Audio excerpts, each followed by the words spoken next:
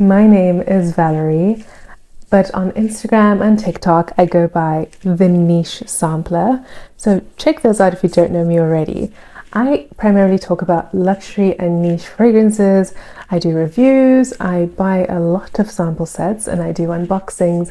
And I really love connecting with people and helping people find fragrances that they can really connect to and that really speaks to who they are or who they want to portray. And so I figured, why not expand the community and make my way over here to you? Who am I? And I figured it would be really fun to do a Scent My Life. I've watched YouTube for years, and I remember in the 2010s, all the major YouTubers were doing a Draw My Life, and I thought, let's make it niche appropriate. So welcome to a Scent My Life, where I will tell you a little bit about myself, my life, and I'll tell you scents that I associate with different parts of my life and parts of my journey so far, how I went from Revlon's pink happiness body spray to an inordinate amount of samples and quite a few lovely full bottles of niche fragrances. So currently I live in Switzerland, but I come from South Africa, specifically Cape Town. Now, Cape Town is one of my favorite cities in the world. It's got everything you could possibly want, although sometimes we would like consistent electricity, Eskom. But apart from that, it's a really unique place. I don't think you'll find people like that, vibes like that anywhere else in the world quite like it. And a scent that makes me think of home and my culture and the nature in which I grew up is surprisingly made by an American perfumer. This is Honeybush by the brand Scent Trunk. And what they do is they essentially publish fragrances made by indie perfumers from around the world. Now, this one is made by Chevalier Dunlop, who's actually the founder and perfumer of her own brand called Pink Mahogany. But Honeybush is interesting because they're part of a very unique floral kingdom called fynbos. And these are basically shrubs that grow only in the Western Cape. There are many different species part of this kingdom, and they are unique to that region of the world. And it was so interesting to find a fragrance that it was inspired by it. This smells earthy, a little bit camphorous and green, and it really does evoke the effect of fynbos. And these are usually in the drier parts of the province where, it's actually close to the ocean, but the soil is drier. And in fact, fynbos requires burning every 10 years to kind of renew itself. And I think it's really cool that there's a scent by it. So that the first one in my Scent My Life journey is Honeybush by Scent Trunk. I am not an only child. I have a sister, and we were best friends in our early life, and I love her to bits now. We're still really close. But one thing my parents always used to do in the summertime is they would drop us off at my grandparents' place.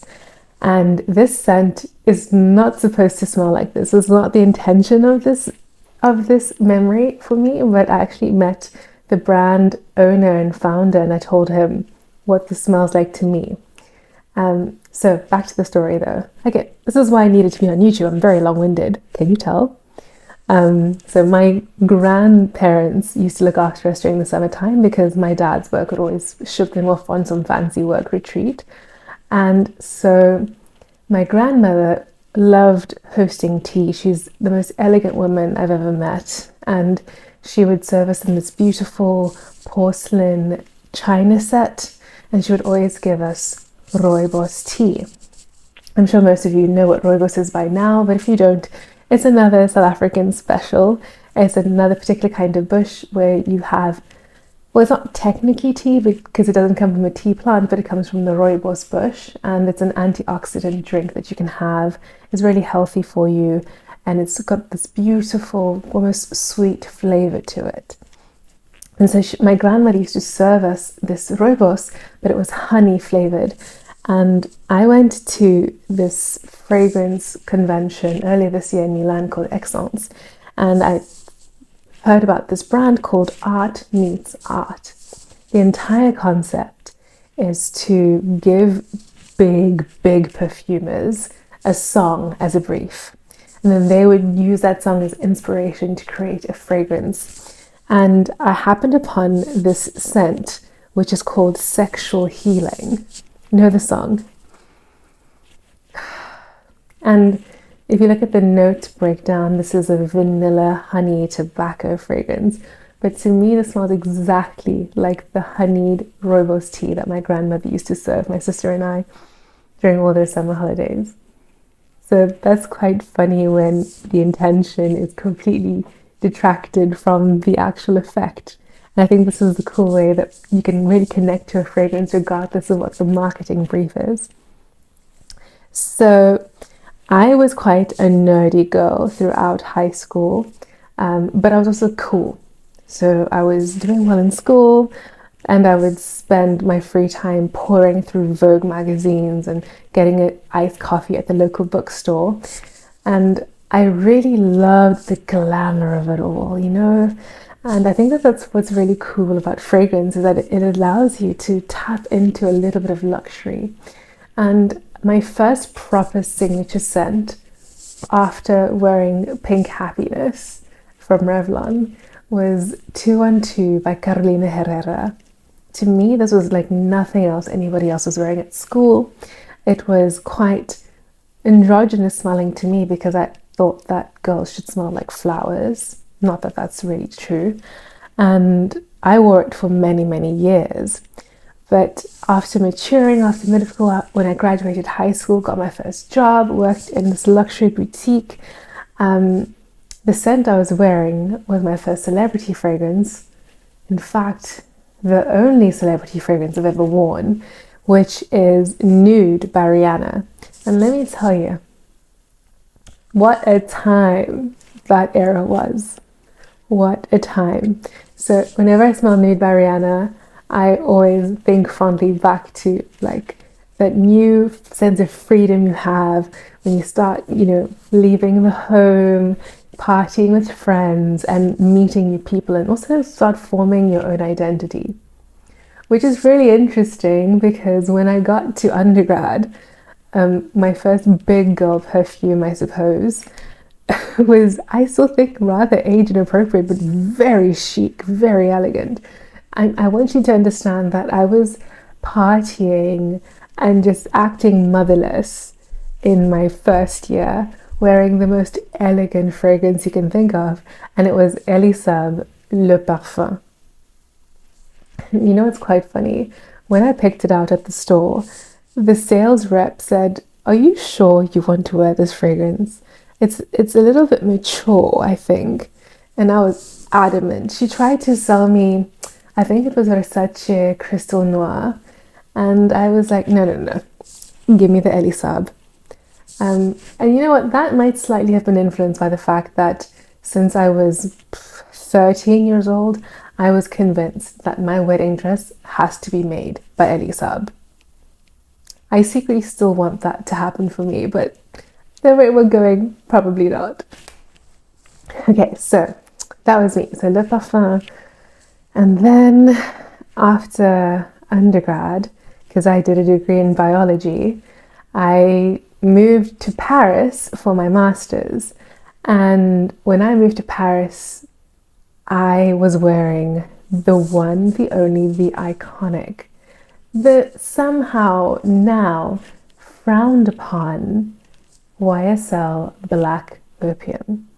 That coffee, white floral vanilla. It was my signature for ages. It made me feel confident.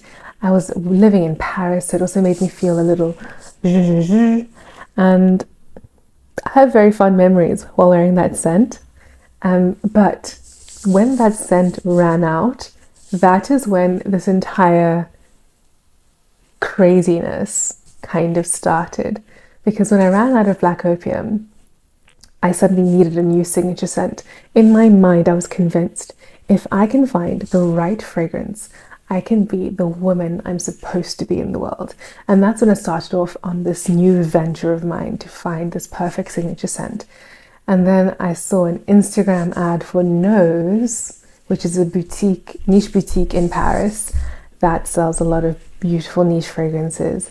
And they had this diagnostic kit where you can like put your last fragrances, and then they recommend you some niche fragrances, and you buy the discovery kit, and then you can use the value of the kit to purchase your full bottle. But in the meantime, I definitely got wrapped up in the whole I'm in Paris thing. I used to do an internship in Boulevard Saint-Germain, which is quite famous. And that's where you'll find like Café Le Fleur, Les Deux Majots, and it's near the University of Paris, well, some of it.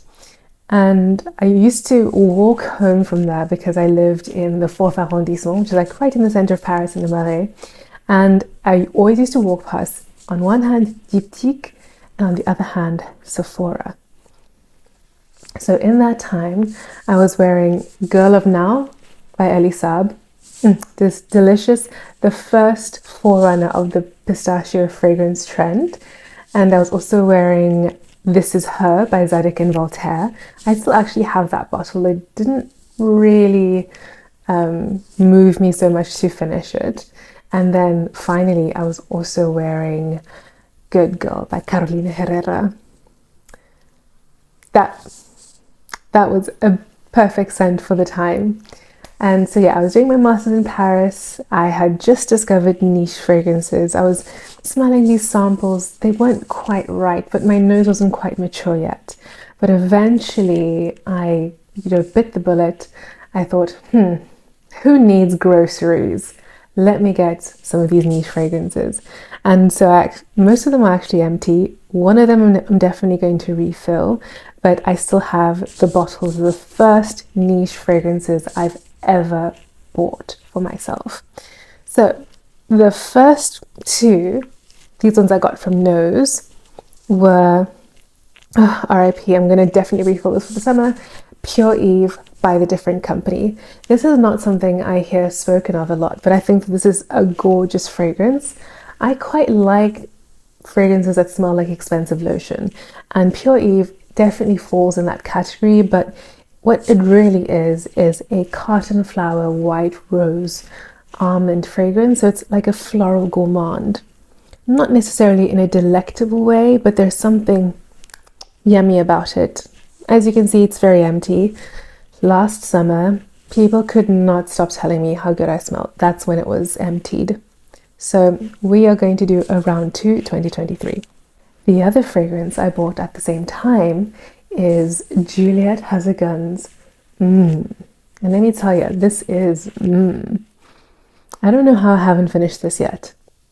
Alright, I bought a lot of fragrance samples, I went into a rabbit hole, and now I have more perfumes than I know what to do with. Okay, that's why. But of course, at the time, a lot was happening in the fragrance world, and in terms of people becoming more aware of luxury and niche fragrances, and everybody suddenly found out what Rihanna's signature scent was. And so yes, I too got a bottle of Love Don't Be Shy. This is now empty. This is also something that garnered a lot of compliments for me. And I do believe that this was before the reformulation, because it's the black bottle as opposed to the white. And actually, I actually need to get a refill of this. This smells really, really good. This is a delectable orange blossom. And I actually used to layer this with Baccarat Extrait, and that was absolutely sumptuous. And so those are my first niche fragrances. And that brings me to the end of my master's, beginning of the pandemic. And then I moved to Switzerland, where I am now, doing a PhD, also in biology. And yeah, on the side I'm moonlighting as a content creator. I think this is such a fun space to be in. A lot of people are really lovely. Of course, there's always a little bit of drama here, a little bit of theatre there, but overall I've really enjoyed connecting with people and also developing my fragrance philosophy and what I think is in line with my values, while still participating in something that's just fun and Epicurean. You know what I mean? So the last scent, which I kind of got when I first moved to Switzerland, but I had sampled for ages when I lived in Paris. So this scent always reminds me of one of my best friends in Paris, and it's Encensoir for Matière Première. So this is incense, woody. People say coffee often, and it is listed in the notes, but I don't pick up the coffee a lot. Very sweet, resinous, vanillic. It's very comforting and cozy. I always pull this out when I need a little bit more TLC in a day. And this is definitely something I'll always cherish. I'll probably will refill it if it ever runs out. And so yeah, I think that that's the beauty and power of scent. It connects us to each other, it connects us to our memories, to our journeys. And I just want to help people find scents that can evoke these powerful connections rather than following a hype train for something that might not bring you as much pleasure as is possible for you. So that is my journey so far. If you stick around, we can get a glimpse into the rest of my collection, what I'm wearing, what I'm interested in, what I'm sampling. And of course, I always want to hear from your end, what are you into at the moment? What are you wearing? What's your signature of the moment? I have a lot of ideas. I want to expand upon the concept of a fragrance wardrobe, helping you go through the process of finding the pieces that fit into a fragrance wardrobe, etc., etc. But stick around and we'll have a lot of fun together. But I always say, whatever you do, sample before you buy, and happy sniffing. Whose scent journey do you want to hear from? Tag your favorite fragrance creator below. I would love to hear their journey through scent and to get to know everybody a little bit better. Ciao.